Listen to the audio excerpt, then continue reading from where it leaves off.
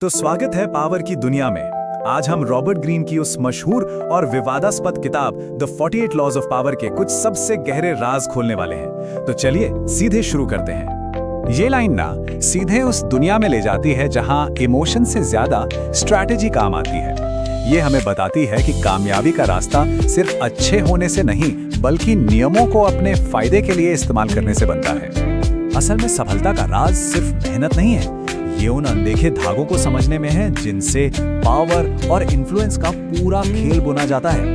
ये वो नियम है जो कहीं सिखाए नहीं जाते बल्कि जिंदगी के असली मैदान में ही सीखे जाते हैं। तो आज हम क्या क्या जानने वाले हैं। सबसे पहले हम इन डार्क लॉज के पीछे की सच्चाई को समझेंगे, फिर देखेंगे कि मैकियावेली से लेकर आज तक इनका सफर कैसा रहा है। इसके बाद इनके पीछे की साइकोलॉजी को खंगालेंगे और ये भी जानेंगे कि इन नियमों पर इतना विवाद क्यों है। तो चलिए अब पर्दा उठाते हैं उन नियमों से जो आपको पावर के खेल का माहिर बना सकते हैं। तैयार हो जाइए क्योंकि अब हम इस किताब के कुछ सबसे पावरफुल सीक्रेट्स जानने वाले हैं।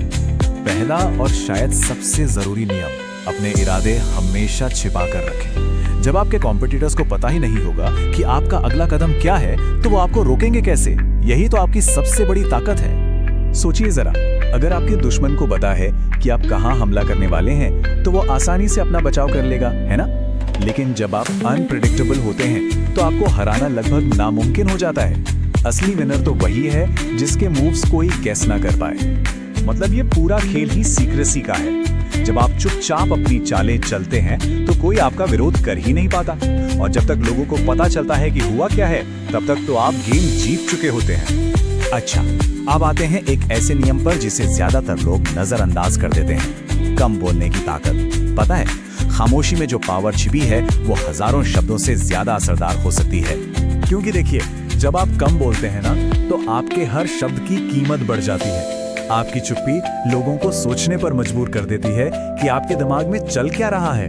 वहीं दूसरी तरफ जो लोग ज्यादा बोलते हैं वो अक्सर अपनी कमजोरियां भी जाहिर कर देते हैं। तो कम बोलने का मतलब सिर्फ रहस्यमयी दिखना नहीं है, ये जानकारी इकट्ठा करने का एक बेहतरीन तरीका भी है। जब आप दूसरों को बोलने का मौका देते हैं तो आप उनसे बहुत कुछ सीखते हैं जिसका इस्तेमाल आप बाद में अपने फायदे के लिए कर सकते हैं। तो इन सारे नियमों का जो निचोड़ है ना वो बस एक ही बात पर आके रुकता है, परसेप्शन को कंट्रोल करना। अगर आप ये कंट्रोल कर सकते हैं कि लोग दुनिया को कैसे देखते हैं तो आप कुछ भी हासिल कर सकते हैं। यही असली पावर है। ये बात मैकियावेली ने सदियों पहले समझ ली थी कि सच क्या है उससे ज्यादा जरूरी है कि लोग सच किसे मानते हैं। अगर आप लोगों को अपनी कहानी पर यकीन दिला सकते हैं तो फिर फैक्ट्स ज्यादा मायने नहीं रखते।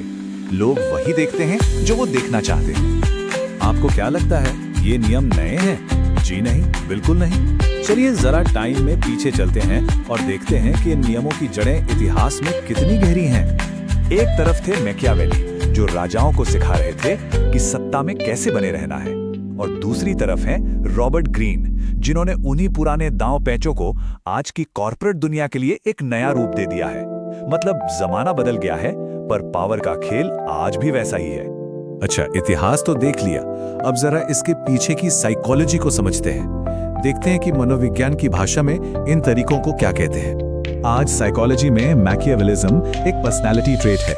इसका मतलब एक ऐसा इंसान जो अपने फायदे के लिए किसी भी हद तक जा सकता है, जिसे सही गलत से कोई फर्क नहीं पड़ता और जिसमें सहानुभूति की भी कमी होती है। और पता है, ये मैकियावेलिज्म अकेला नहीं है। साइकोलॉजी में इसे डार्क ट्रायड का हिस्सा माना जाता है। इसमें नार्सिसिज्म और साइकोपैथी भी शामिल है।